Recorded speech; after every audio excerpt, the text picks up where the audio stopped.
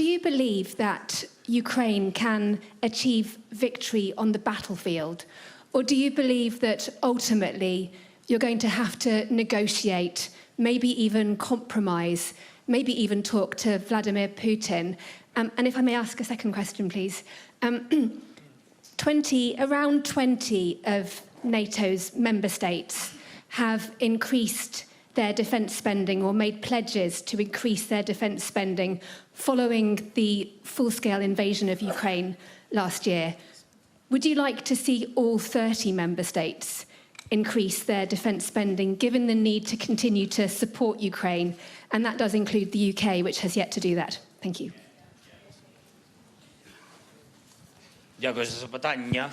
Thank you for your question. If I forget something, please make sure to remind me.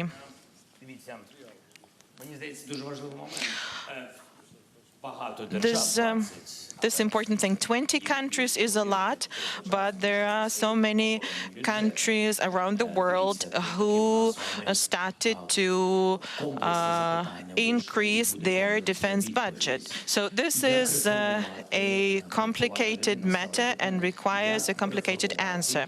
There was a previous question, how do you reform institutional security globally? And you are talking about increase in defense budgets. That's the answer.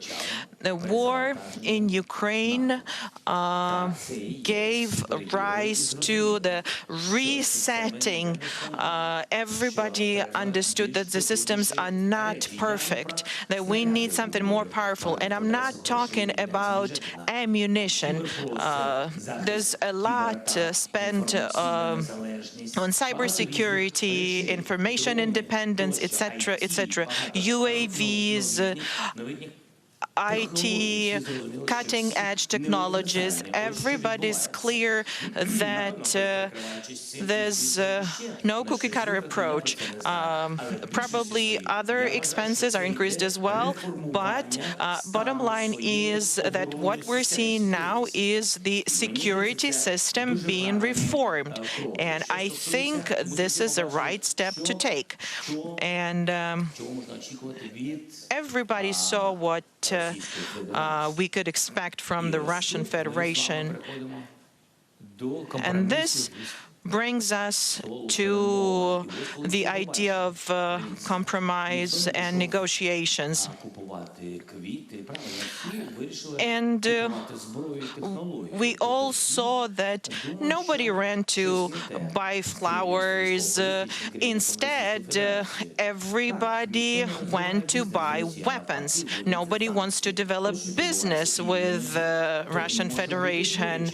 More and more sanctions appear. Sometimes sanctions hurt, but everybody's clear now that they're making you dependent on Russian gas, and if you are that dependent, then you're gonna get cold eventually, because at some point they might start thinking that they want to have their people in your country, they want a part of your territory, and then people realize that we need independence, not just on paper. We need real independence to defend our people, because this is what that one person has done with independent Ukraine, who was a neighbor and even, so to say, a friend yesterday. So this brings me back to the first part of your question.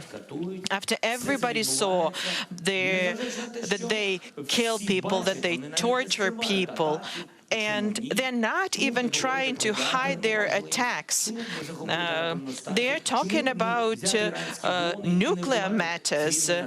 They decided to take Iranian drones and kill civilians. And those civilians did not have guns in their hands. They had their children in their hands. And seeing this picture of the world, do you think we Ukrainians could sit at this to negotiate with all of this. I don't know how to call that. We call this phenomena Russism. I don't have a better word to put it. So that's the answer. We need to start from scratch. We need to go back to what was violated.